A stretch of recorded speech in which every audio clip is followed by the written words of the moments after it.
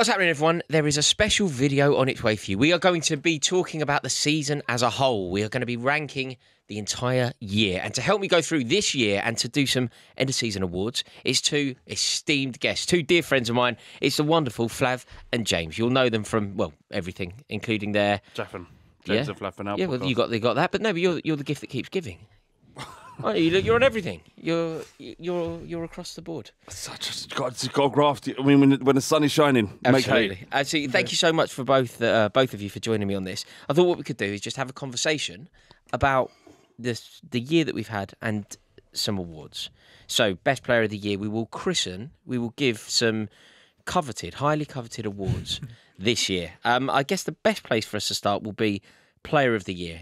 In terms of people that I'll put on the table, we can then maybe refine it. Nice. Erling Haaland will be on the table. Rodri will be on the table. Mohamed Salah on the table.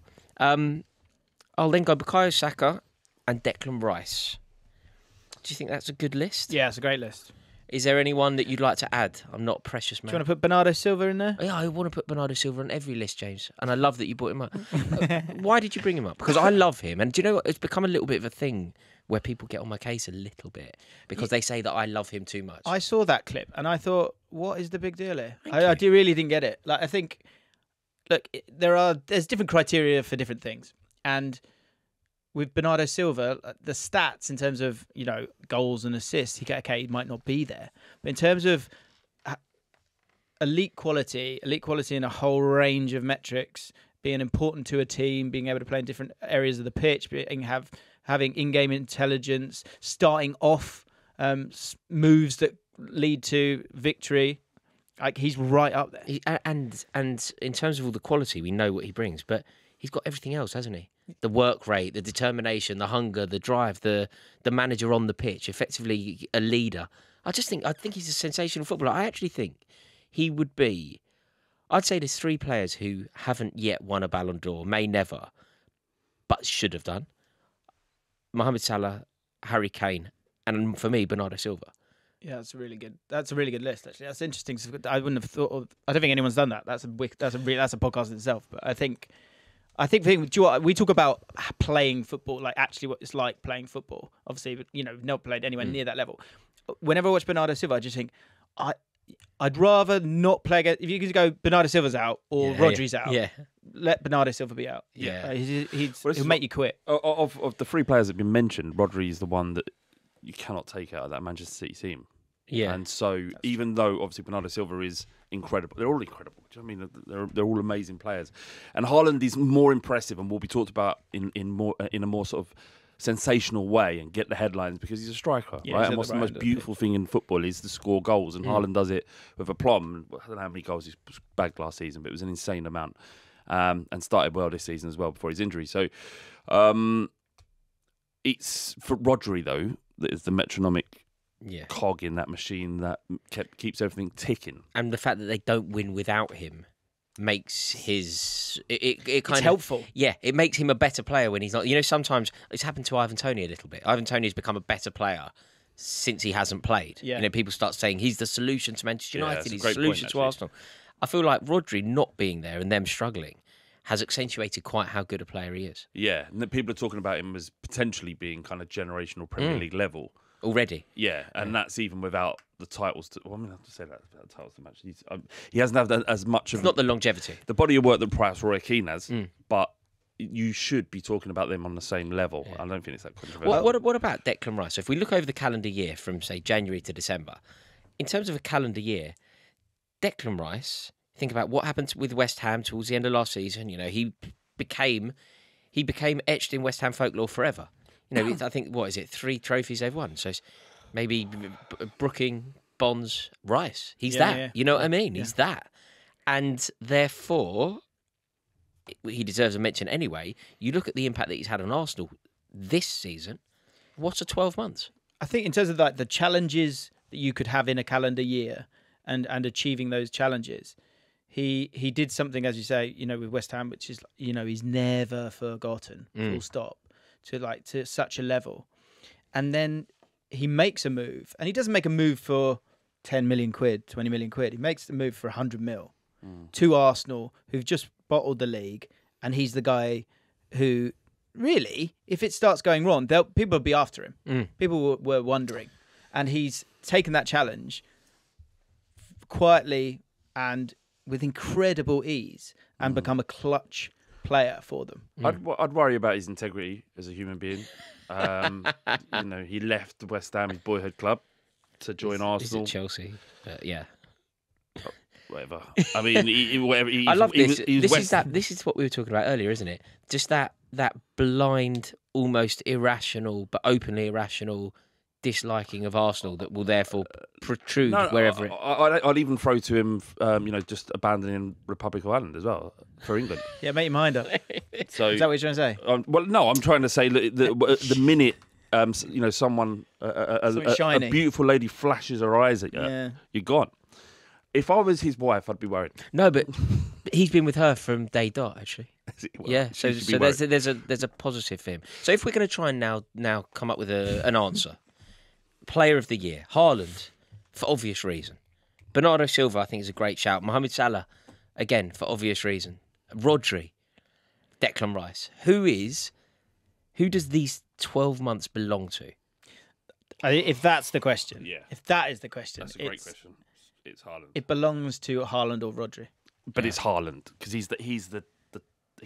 Has Haaland had a better 12 months than Rice? Because do you know when we were talking about this, I thought it was Haaland. Yes. I've always say Haaland for everything. I said Haaland should have had a Ballon d'Or. But if you think about break it into kind of two segments, January to May, Declan Rice did something phenomenal, as did Haaland. August to December, Declan Rice. I get what you're saying. I mean, I guess it's the thing is that there's a debate there, and like if you just add it up, it doesn't work. But you go Declan Rice won trophy, but that trophy with West Ham who don't win trophies, and Haaland winning 3 trophies, which is unprecedented. But the 3 most difficult trophies to win in the absolutely. But also, but weirdly, there's this waft of. Like, well, you're supposed to do it. Yeah. Well, if you're giving this award to Rice for that reason, then you've got to pick Moyes over Pep Guardiola for Manager of the Year. Well, maybe we will. We'll be doing that. But Rice this season. Don't think we will. The impact, no, I don't think we will either. But we're picking Rice either. Right? Maybe we will. Okay, so are we saying Haaland? I don't want to say Haaland. I don't want to say it, but I think it is. As we were discussing it, as I thought the answer was Haaland. Yeah. But as we were discussing it, I suddenly thought, is it Rice? And the Rodri thing is, Rodri is always fit. When he's been out, he's been to suspension. They have struggled without him. Yeah. He scored the winner in the Champions League final. Yeah. And also, I think in terms of a sign of the times, that player in that position is everything. Yeah. That player is everything. Yeah, they are worth their weight in gold. So that's why when you look at Man United, everyone's going, well, we need that guy. Or Liverpool, they're going, Endo, he's not that. We still need that Declan Rice. We still need that 6. You're spending that kind of money at Chelsea for Caicedo to go there to solve and fix that problem. Cam said it a while back. It's such a great point. 6 is the brain of your team. Yeah. And so Rodri is so important. But I don't know. It's Haaland, isn't it? I'm catching myself annoyingly. Here. The answer is Haaland. I don't know why it's annoying either, because I actually quite like it. Because it's everybody's answer, isn't it? What about Manager of the Year then? Is there a left field way to go about this? For example, Moyes. What about Gary O'Neill? What about Unai Emery? I think it's Emery. Is there another answer to this? Yeah, if we just don't want to say Pep Guardiola because everybody's saying that. No, but you can say. I just want the truthful answer, the correct answer. Yeah, but I'm bored to death of talking about him. So I'm happily go left field and go Emery. Given only calendar year, isn't it? Topping in a calendar year, isn't he top since taking over? I wouldn't be surprised. Yeah. I mean, it's been an outrageous year for him. He's beaten. He's beaten Spurs away. He's beaten Arsenal. He's beaten City. Okay, so I agree. I agree with Emery. I think Emery is sensational. With a team that was 4th bottom. Took over a team that were in disarray with Gerrard. Yeah. I agree. I love Emery. I really do. I'm so jealous of Emery. I think he's sensational. And I think Aston Villa are now in a title race, right? But is it Gary O'Neill? Bournemouth and Wolves. Yeah. Is it Gary O'Neill? In a calendar year. This is the great thing about these conversations. It's the calendar year, right? Bournemouth up. In terms of doing what he did with what you had. And same with Wolves. Everyone's like, Wolves are down. I had Wolves going down at the start of it. He has galvanised them. We took the piss out of him, didn't we, when we were? Yeah, I'll do it again. But but you're right. He's done incredible, and could you've got to ask the hypothetical question: is could some of these other managers do what Gary O'Neill has done in this last year, which is keep Bournemouth up? What about Daishi? It's been amazing calendar year lately. It's been. I thought he was a little bit underwhelming ironically, prior to this season. He's been good. Yeah. No, I thought even this season, I thought he was a little bit underwhelming up until the 10 points stopped, and now they've just looked galvanised. Like, I don't know. So before that, the performances were there. The points were, and it could have been dangerous because it was home games against Fulham and Wolves that you're like, you need to be winning them, and they were better, but they weren't getting the points.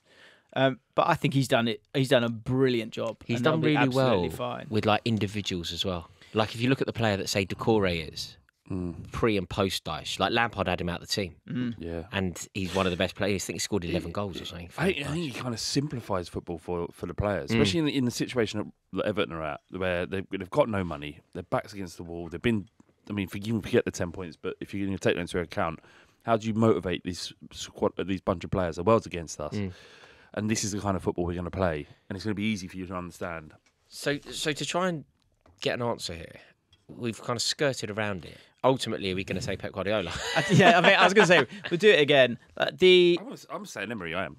Emery. The highest level of football I've ever seen in my life was Man City, Real Madrid, and it wasn't Real Madrid. Man City. It was. I've never seen anything like that. It was the best English performance in Europe ever. It was in fast forward against the champions, against Ancelotti. Yeah, it was unreal. I couldn't. Bernardo Silva that day. It's a joke. I couldn't believe really what I was watching. A lot of that tail end of last season with Guardiola's football, it was like this is the best, unstoppable one. I think it probably was the best team I've ever seen. So it's Guardiola club team.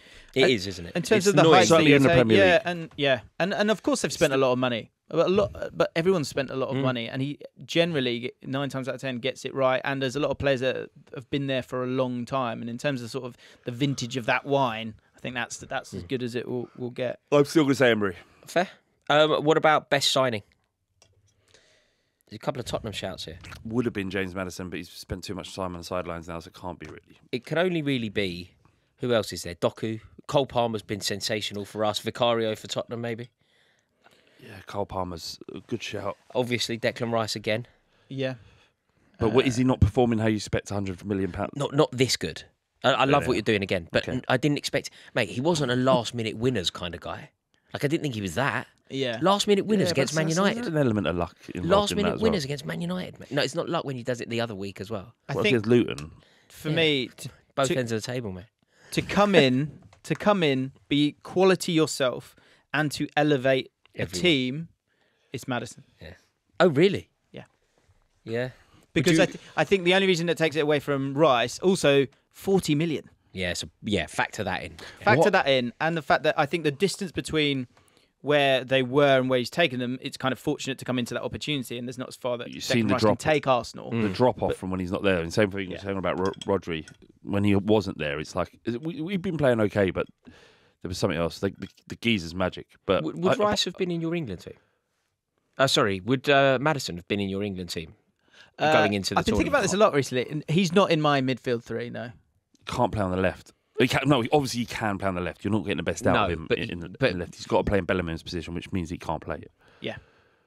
But I love Maddison with 20 minutes to go, wherever you need to put him, is a very good, useful thing to have. He's wasted on the left. Like if Bellingham gets an injury, you have to have him in the squad just to play that role. And he would be fine, but Bellingham is a beast. But in terms of best signing, are we going Maddison here? I'm struggling to look away from Maddison in terms of someone just that important, that influential, that high level in terms of what he's done and how much he elevates the team. Yeah. And what about a worst? bargain, 40 mil. That's so I think cheap. you're right. I think it is. Look, if he wasn't injured, it would definitely be him. Yeah, I think I'm trying to think Any who else has done right this year. I mean, Villa, in terms of players a lot of those players are in place. Yeah. So I don't think Pau Torres, come in, done well, fine, but I don't think anyone is. In terms of like the worst signings in the calendar year, Onana, Enzo Fernandez. Yeah, I mean, go through the Chelsea players. Yeah, there's a lot of Chelsea players here. Do you know Tonali? Tonali's just that's a disaster, isn't it? It's a disaster. Mason Mount. AC Mount's been a disaster. Played a blinder there, haven't they, with Tonali? They knew exactly. They knew. Of course they knew. They knew. Onana there have been moments where he has been of benefit to Manchester United, but the profile of it, he just can't escape basically. No. And there's been a massive, focus point around him. So every mistake he makes is magnified. But I think Enzo isn't. I don't think he's. It's the fee that's the issue. But I don't think he's He hasn't quality. been good. Right. He hasn't been good. I'd say he's had. If you were to count the amount of good games he's had for Chelsea, you'd most certainly be doing it on one hand, Right. and you'd probably have fingers to spare. It's Onana's an interesting one because again, if I always try and think of like the criteria to make it kind of fair in my head, and with players, okay, you might not be adding goals, but how much are you sort of hurting?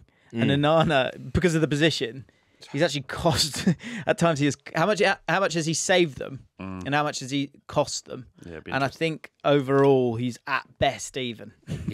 yeah, which is what De Gea would have done. Which you should be like, you you should should have have got saved better. a bit, yeah. And just before I let you go, final one, a prediction for so in 12 months' time, hopefully we'll all be sitting together here again having this conversation. Tell me something. Tell me a bold prediction. Is it mine? For example, is Bayern Munich will be European champions. Harry Kane will have scored at Wembley in the final, and he will have scored home and away against Arsenal in the semi-finals. That's great. That's my bold prediction for next year. Do you know what? I'd take that. It's going to happen. I'd take that, especially the Don't Arsenal. you just feel like it's written? I They think play it- Arsenal in the quarters or the semis, and Kane scores home and away. I could see him playing in the final. Arsenal fine. The trouble is, Arsenal won't get there. The worry there That would would be be that sick. Arsenal win it, and then Kane will have lost at Wembley to Arsenal. You can see it, though. He'd suddenly You be see the that happening. curse. They're not Right at the They're start not of the top season, either, are they? Leverkusen's top. right at the start of the currently. season, I had a feeling Palace. I thought Arsenal were going to win the Champions League. I don't know Did you what it really? was, a little gut feeling. They waltzed through their weren't- group. I don't think they'll concede many, so I think that's the thing. It's a couple of predictions. I think we'll win the Euros. I do. I do. I really believe it. I know you're not a fan of it, but No, but I think we'll win it. We've got a great team there, and I think Villa will definitely get top 4. Can they win the league? No. They can, You know what? I think the sort of inexperience of the moment, I would imagine they can't, but I think they can. I think they can easily finish second. Yeah. The performance against City earlier on was incredible. What about that week they had? In the same 7 days, Yeah. they went away to Tottenham and won. Yep. In midweek, they played Man City and won, and then they beat Arsenal on the weekend. Right, yeah, but Arsenal should have beaten them, and so should have Spurs. And if these games, I know the results are all important, but the performance is what I'm going on. And they went life and death with Brentford at the weekend, as we record. I just don't see enough in them. What we're talking about is a title challenge to go up against Arsenal, Liverpool, Manchester City, and win it is at a level that I don't think they're capable of. Could they do it next season? Maybe. I don't know if they can keep their players. It's the psychological What about stuff for me. what about a Tottenham prediction from you? What this time We'll next finish year? above Villa. So Champions League football for Tottenham. Champions League football for Spurs, and I don't think we'll need 5th place and an Arsenal led coefficient. There we go. Thank you so much, chaps. Thank you so much to James Allcott. As you can tell, he's been kind enough to lend me his studio, and to Spotify for pressing the buttons in the back room. Thank you both, lads, very much. Really do appreciate it. Lads, honoured. Thank you. Merry Christmas. Happy New Year. Merry Christmas, mate. And I wish you all the best. Thank you so much for watching. I hope you've enjoyed it. Please comment. Please subscribe. Give it a like if you've enjoyed it. And I'll see you all in a bit.